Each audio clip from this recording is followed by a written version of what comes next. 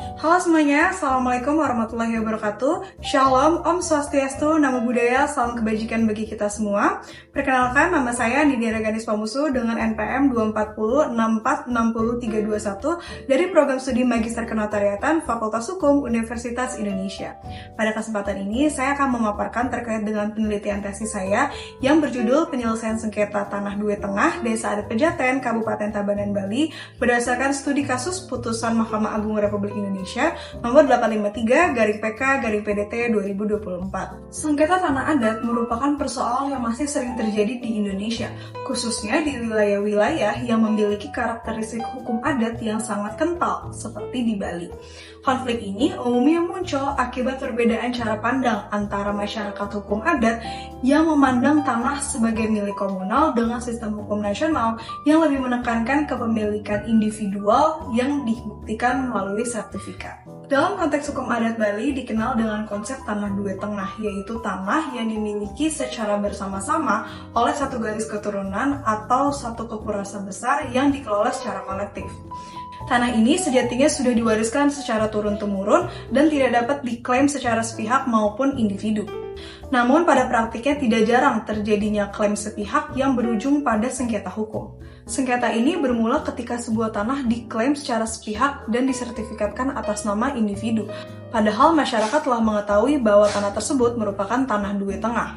Awalnya di tingkat banding dan kasasi, pemegang SHM menang karena bukti formal surat negara dianggap sangat kuat.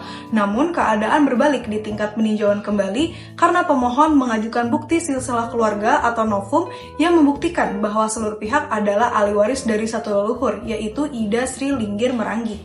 Hasilnya, Mahkamah Agung kemudian membatalkan sertifikat hak milik tersebut dan menyatakan bahwa objek sengketa adalah tanah milik bersama berdasarkan hukum adat Bali. Putusan ini menegaskan pengakuan negara terhadap eksistensi hukum adat dalam menentukan status hukum tanah. Berdasarkan studi kasus dari putusan Mahkamah Agung Republik Indonesia nomor 853/PK/PDT 2024 tersebut, saya merumuskan dua rumusan masalah utama. Yang pertama, bagaimana penyelesaian sengketa tanah due tengah, khususnya dalam wilayah Desa Adat Pejaten, Kabupaten Tabanan, Bali berdasarkan hukum adat dan hukum nasional. Yang kedua, bagaimana peran PPAT dalam memberikan kepastian dan perlindungan hukum agar tidak terjadi lagi klaim sepihak di atas tanah due tengah. Penyelesaian sengketa dilakukan melalui paruman desa, yaitu forum musyawarah tertinggi yang melibatkan bendesa adat, kelihan banjar, tokoh adat, dan para pihak yang bersengketa. Proses ini menekankan prinsip musyawarah mufakat dengan tujuan memulihkan keseimbangan sosial dan spiritual, bukan semata-mata hanya memenangkan salah satu pihak. Selain penyelesaian sengketa secara adat, mekanisme penyelesaian sengketa lainnya juga dapat ditempuh melalui sistem hukum nasional, baik melalui jalur non-litigasi seperti mediasi dan konsiliasi, maupun melalui jalur litigasi di peradilan umum. Hakim dalam memeriksa perkara tanah adat memiliki kewajiban untuk menggali dan memahami nilai-nilai hukum yang hidup di dalam masyarakat. Dalam konteks inilah peran PPAT menjadi sangat strategis. PPAT tidak hanya berfungsi sebagai pelaksana administrasi pertanahan, tetapi juga sebagai penghubung antara hukum nasional dan nilai-nilai hukum adat. PPAT dituntut untuk menerapkan prinsip kehati-hatian atau due diligence dengan melakukan verifikasi berlapis terkait dengan asal-usul tanah, status komunal, serta kesesuaian data sertifikat dengan buku tanah di kantor pertanahan. Apabila tanah yang akan dialihkan terindikasi sebagai tanah adat komunal, PPAT wajib memastikan adanya persetujuan masyarakat adat melalui paruman desa serta melampirkan dokumen pendukung seperti rekomendasi lembaga adat dan pengesahan pemerintah daerah. Langkah ini merupakan bentuk perlindungan hukum terhadap hak komunal masyarakat adat sekaligus mencegah sengketa di kemudian hari.